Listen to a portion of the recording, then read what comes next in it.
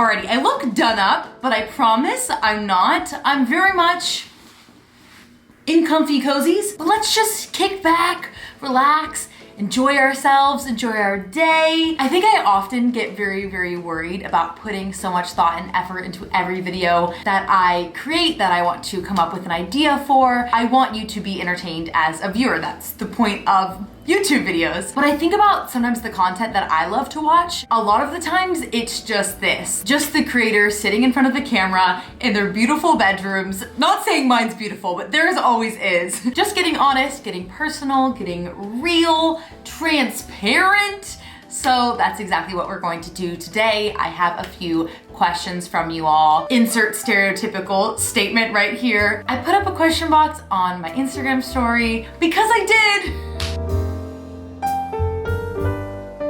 Let's get the heck into it.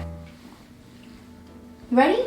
She needs a haircut. Doodle-do-do-do, we're going on Instagram. First one out of the gate, how do I get rid of back fat? I guess we're just starting with the really hard questions. I think this is a really bad misconception that gets passed around so commonly on the internet, specifically kind of in the world of clickbait and thumbnails, and you know, there's so much fitness content out there, especially on YouTube, TikTok, what have you, and you want people to engage with your content. So sometimes we fall into these traps of creating videos with maybe misleading thumbnails or false promises even, particularly I can't say this word right now. Specifically in regards to certain areas of our bodies that maybe we want to decrease the percentage of fat in. As you all know, I am not yet certified. I'm not a personal trainer. I am not certified in nutrition. I'm not a registered dietitian. Anything that I'm telling you is from my experience or my own personal research on the topic from health journals, etc. The plain and simple truth is that you cannot spot reduce fat. And I think that's something that is hard to think about because we often target our glute muscles. We're doing back workouts and we're thinking that, oh, if I do this back workout, that I'm going to specifically lose fat in this area. But that's not exactly how our body works. We can train that area, we can train that muscle group to grow strength in that area. But when we're talking about fat, you cannot spot reduce where you want to lose fat. That would be fun, you know, if we could just tell our body where we want to pull things from, but that's why every body is different. Certain bodies lose fat in some places faster than others. For me, I'm always most lean in my stomach, but I carry the most weight in the lower half of my body. That's just the way it's been all of my life. So the plain and simple answer is that you can't spot reduce, but you can just focus on having a healthier diet overall, doing workouts that you enjoy, adding a variety of workouts into your routine, just living a well, healthy, balanced lifestyle, and just living your life, enjoying it, finding the joy in workouts as we all try to do on this channel. That's the overall goal. But I get it, I'm with you. Like, it feels discouraging, especially when that's how we are marketed things for years and years, and it's nobody's fault truly, I guess just the media or something. We all fall into that trap and it's hard to change our mindset, but just thinking of treating our bodies better and thinking about why we want to work out, living a healthier lifestyle for the rest of our lives, I think can really help push past those negative misconceptions. Do you feel like you'll give up YouTube if you get too busy with your current job and personal training? With personal training, I know it sounds silly to think about like this, but I'm really just wanting to educate myself and to become a better influencer of sorts, to be able to create better content, to actually speak from some sort of educated background when I'm talking about fitness. That's really the only reason that I'm getting my certification, because I purely just have a passion for fitness, a passion for learning. To be honest with you, I think I would be too nervous to ever actually pursue it, whether that be in a gym setting or an online training program with clients, etc. That just makes me very nervous. I just don't know if I would do a good job, and it feels like a lot of pressure, I suppose. But I guess so is this. This is also a lot of pressure in a totally different way.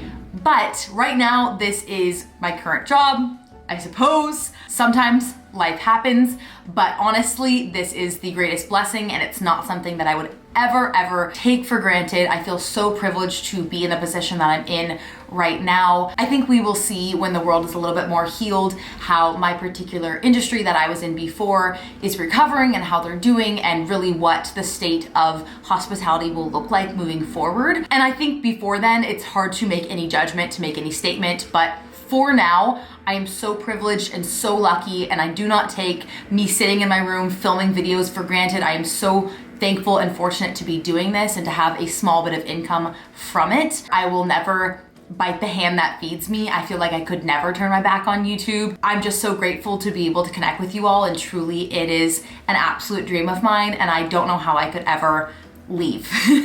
Some time ago, you said you needed to rest mentally. Is everything okay? That's very nice to bring that up and to ask. And yeah, I would say everything is going a lot better. I think if I'm being frank with myself, I was definitely experiencing some seasonal depression. I think my anxiety was through the roof. I was not feeling like myself. I was feeling unmotivated to do pretty much anything, let alone get out of bed. And I that's not me to my core. That's just not who I am. So I knew that slapping a Band-Aid on it was not the right way to solve the problem. And it's not like things go away overnight once the sun starts to come out, but I definitely never recognized how much the weather, my environment affects me, which of course, hello Taylor, that makes so much sense, but I never had to think like that. I grew up in Southern California. It was literally the same weather all year round. And then when I came up here, I went to school in a fairly sunny area. Yes, it was freezing, but it was still really sunny. But I think I've just become a lot more self-aware, a lot more aware of who I am at my core, and I notice a lot more predominantly when something's off. And I think in my past, I would have just tried to cover it up, slap on a smile, move on with my day, my work, etc. And sometimes that's all you can do. But if I have a brief opportunity to take some time for myself, I think that's what's needed. And I think that's a hard thing to accept. It's even a hard thing to admit out loud, even to myself. But I think I've tried to be a lot more vocal, at least on my channel, on my podcast, Instagram, etc., about mental health and advocating for mental health, because mental health matters. But it's a hard thing for me to advocate for without advocating for myself as well. It was kind of a big flippin' ramble. It's hard to move on from the question like that. After trying pre-workout for a while, do you think it's worth it? Especially for a gal trying to save some money. If you're trying to save money, no, absolutely not. I think for most people, having a cup of coffee, having green tea, having even just a little bit of food before you go to a workout is a similar type of caffeine. Obviously, pre-workout comes with a few other things that kind of get you quite literally a little jittery, but I think supplements are so outrageously priced. I don't think that they are necessary to a successful, healthy lifestyle in the slightest. They are just that. They are supplements. They are going to help you a little tiny bit, but at the end of the day, it's you that's putting in the work. It's you that's putting in the time. And to be honest, I sort of feel like from my experience, it feels like a bit of a placebo. Maybe it's just me thinking, oh, I took pre-workout this morning. That means I have to keep crushing this workout. Or maybe it's doing a little bit of something. I'm sure it is. But in my honest opinion, I say save your coin. Don't waste your time. I've even seen some mixed reviews on pre-workout in general and its long-term effects, especially if you're having it every single day before every single workout. That kind of stuff just very much freaks me out. It makes me very nervous, especially because we only have one body, one mind, one brain, etc. And you don't want to jeopardize that just because maybe you could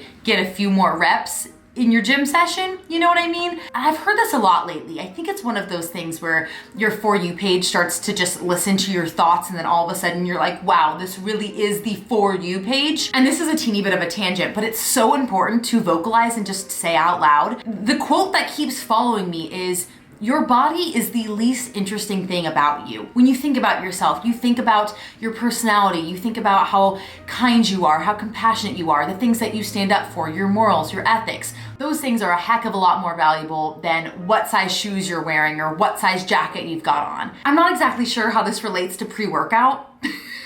We just live in such a hyper-sexualized world, and we're constantly thinking about how we can go from this to that, or we can never feel like we've reached our goals, or even when we reach them, we feel like we're unsatisfied with ourselves. It's very, very frustrating, and maybe that's just me because this is the sphere that I surround myself in. But I just want you to be proud of yourself, and I want you to feel confident in your body as it is, and be proud of yourself as you are, and be so thankful for the body that carries you from day to day and the progress that you've made. And at the end of the day, if I'm gonna try and circle this back, supplements are great if you want them, but truly save your coin. Don't worry about that, especially if your goals are rather to just try and live a healthy lifestyle, work out a few times a week, because it's going to help you in the long term. It's going to get your body moving. I really don't think they're that necessary. The only supplement I take on a more frequent basis is protein, and that's really only because I don't eat that much meat. I don't have that much protein in my diet, so I found that one to be a little bit more necessary. But pre-workout to me it's like the sprinkles on the cupcake. I can do without them, but when they're there, they're nice to have. Are you working on any more merch? Actually, I've been thinking about it. It's been on my mind, I promise you. If there's anything you want to see, any articles of clothing, any phrases, anything of the sort, let me know in the comments. When did you and Keith become comfortable farting in front of each other? Oh my God. Like week one, that is something I just do not care about. Do you know how many people I know that won't poop when their significant other is around? I'm sorry, our bodies gotta do what they gotta do. I understand that sometimes things can be a little gross, but everything is so natural. In case you didn't know, women do poop, and it is something that happens, and I can't believe I'm talking about this. But yeah, I have no problem with bodily functions. Also, I think I knew from very early on that Keith and I were going to be together for forever, so I was never really worried, and I think the sooner, you just lay it all out there, the sooner, you lock them in. That's the way to go about it. What would you do if you weren't a YouTuber? That's a great question. So before the pandemic, I was working in hospitality. I worked in sales, which is weird because I am not a saleswoman. I am very controversy averse. So it wasn't, my cup of joe. My ultimate goal though was to work more in the conventional side of hospitality. So really that would mean helping out with events, be that weddings, be that conferences, be that big parties or something. That was just, it sounded like so much fun. And I know it's so much work. And the hard part about that is that you never really have that much free time, especially on the weekends, because that's when the parties are, that's when the weddings are. So it's definitely give and take. I had a dream of being a wedding planner for a while. That kind of came and went pretty fast because I realized how hard that is as well. At the end of the day, I just sort of realized I wouldn't be the best wedding planner. As much as I want to say that I'm very creative and I'm very good with design, I really am such an internal processor. I need time, I need not a lot of pressure. I get nervous, I feel like I'm letting people down, just high stakes. But I've always felt like my calling in life is to be some sort of celebrator. Like I love throwing parties, I love being at parties, I just love celebrating anything and everything in life. So if I could have majored in some sort of celebration, or if I could just always be celebrating life, that's what I would do. Advice for starting a YouTube channel. So many things. I think beyond what you normally hear, which is just start now, which is true, or you don't need fancy equipment, which is true. I'll dig deep here. My biggest real advice is thinking about what you can do in the space and how you can provide value that isn't already on YouTube. For example, when I first started my channel, my first video I ever made, please don't go watch it, is me doing this absolutely ridiculous vlog going around Seattle, going to this weird little Italian fest. Essentially, it's a vlog.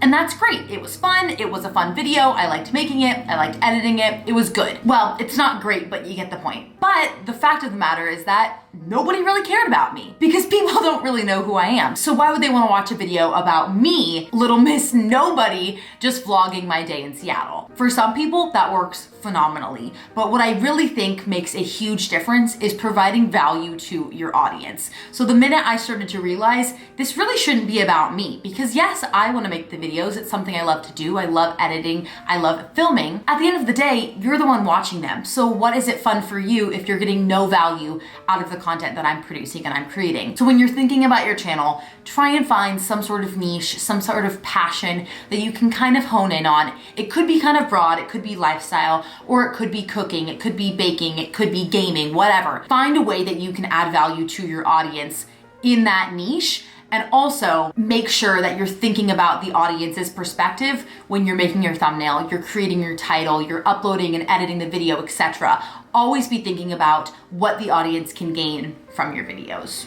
What equipment would you deem necessary to start a podcast without a huge initial outlay of cash? What's amazing about podcasting nowadays is that there is a ton of free hosting platforms. So the best one that is probably the most accessible, at least for the United States, is called Anchor. It's the one that I use. It's free to use. And I'm pretty sure a lot of creators immediately can sign up and almost start reading ads for their podcast right away. That wasn't the case for me. I don't know what the heck happened with my account, but it took me like 7 months to finally be recognized. I don't know. But don't worry about that. Get a free hosting platform. It's a very easy way to just get your podcast distributed to all of the different listening platforms, Spotify, Apple Music, etc. Then when it comes to a microphone, I think quality does matter, especially when it comes to audio, because that's all people can hear.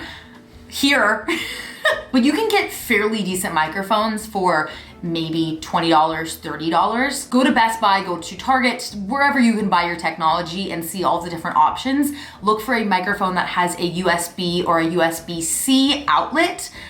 Is that the right word? Outlet? And then as far as editing your podcast, use whatever free platform you have already on your computer, such as iMovie, or there are a lot of different free ones on the internet. You can even edit your podcast for free within the Anchor hosting platform. I know that kind of sounds like a lot of bleh, but I promise you can do it, and you do not need really any money whatsoever to get started. Even if you don't want a microphone, if you just cannot look into buying one at the moment, just use your phone, use a pair of headphones. Don't let your equipment ever deter you from starting a channel, starting a podcast, starting an Instagram. You can do it, and I believe in you. This is a good one to end on. What advice would you give to teen girls, or I'm going to rephrase that as anybody trying to find their authentic selves? Listen to what you want to do. And that's the most vague thing you've ever heard. But what I mean by that is when I was super young, or even still now, I would always look to my friends to see what they were doing. I would always look to see what they were wearing, how they were acting, how they were talking, what they were doing, you know? Because you want to feel included. You want approval. You want to feel like you're blending in with everybody else. You want to feel on top of the trends, etc. But all that matters at the end of the day is doing what you love, doing what makes you happy. And I so wish I could get back all of that time of trying to act like somebody else and focus more on what made Taylor happy and what I was actually interested in, and not just looking to follow the crowd. I think that can be a really hard thing to do, especially with social media, but my biggest advice is to unfollow any account that's not adding value to your life. If something feels like it's taking away from who you are as a person, if you don't feel like you agree with it, that's okay. Don't feel like you have to be silent about it. Don't feel like you need to try and change who you are because it's what everybody else is saying. Be open to listening, be open to learning, be open to having difficult and uncomfortable conversations, especially when it comes to real things, social justice, etc. But what I'm referring to, at least in this moment, is more like the clothes that you wear, the makeup that you're putting on, the movies you watch, the books you read, things that are actually so influential on who you are as a person, but oftentimes we're only intaking from what our friends are doing. And also know that you're going to change. So it's okay if your values have changed, if your friendships have changed from when you were young to as you're growing up, because they should. That's what our bodies do. Our bodies and our minds and our personalities evolve over time, and that's a good thing. So don't be afraid of that. Lean into it and just trust yourself, trust your gut, and I love you. I believe in you. That's a hard thing to define. That's a hard thing to put into words of how do I be more authentically Taylor? How do I be more authentically myself? But I think honestly, it just takes time to learn more about yourself, learn more about what you love, what makes you happy, what sparks a joy in your heart, a fire underneath your butt to be all excited. Lean into those moments, lean into that feeling, and you'll find your way. I think that's enough from me for today. I think you've had enough of me, but thanks for sitting down with me. Thanks for having a cup of coffee with me. Reese, she's sleeping, but she thanks you for being here too. Love you all so much. If you have any random questions you want to ask me, let me know in the comments down below. Don't forget to subscribe. Give this video a big thumbs up. Follow me on Instagram, follow me on TikTok. I love you all so much, and I will see you in the next one.